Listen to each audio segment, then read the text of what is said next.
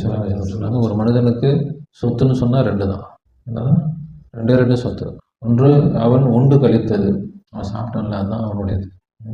அவன் வீட்டில் எவ்வளோ சோறாக்குவோம், எவ்வளோ செய்வோம், ஆனால் நமக்குரியது என்ன? நாம் என்ன சாப்பிட்டோமோ அதுதான், எல்லாமே நமக்குரியது இல்லை. இரண்டாவது அவன் உடுத்தி கிழித்தது, இவன் போட்டு அது அதுக்கு மேலே யூஸ் பண்ண முடியாதுன்னு அளவு போயிடுச்சு, அதுதான் அவனுடைய சொத்துனா. மனிதனுடைய சொத்து ரெண்டே ரெண்டு தான், ஆனால் எல்லாம் என்னோட சொத்துன்னு நினச்சிக்கிட்டு இருக்கிறான்.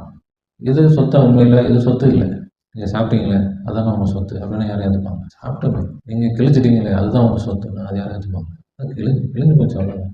அப்போ இது சொத்து இல்லை, சொத்தாக யாரும் ஏற்றுக்க மாட்டாங்க. சொல்லுறாங்க, சொத்துன்னு சொல்லணும்னா அவனுக்குரியதுன்னு இந்த உலகத்தில் சொல்லணும்னா இந்த ரெண்டு தான். மிகப்பெரிய இமாம், தீனுக்காக பல சேவைகள் செய்த மிகப்பெரிய இமாம் ஒருத்தவங்க இறந்து போயிட்டாங்க. அநேகமாக கசாலி இமாம்னு நினைக்கிறேன், அவங்களுடைய வரலாறு தான் ஞாபகம் இல்லை. அவர்கள் இறந்ததுக்கு பிறகு கனவுல ஒருத்தர் பார்த்து கேட்டார், அல்லாஹ்தாலா உங்களிடம் எப்படி நடந்து கொண்டார்?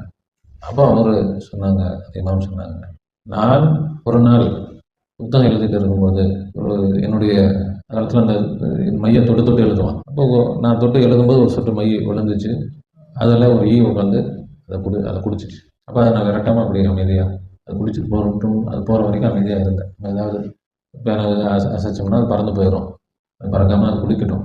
தாகத்தில் அது அல்லாஹ்தாலா அந்த ஈக்கு நான் அந்த தாகத்தை தீர்த்ததற்காக என்னை அல்லாஹ் மன்னித்து விட்டான்.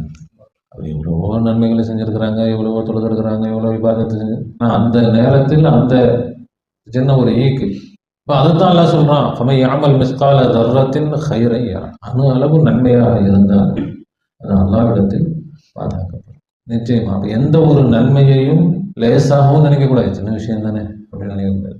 வாழ்க்கையில் எவ்வளவு நன்மைகளை செய்ய முடியுமோ அவ்வளவு நன்மைகளை செய்து கொண்டே இருக்க வேண்டும்.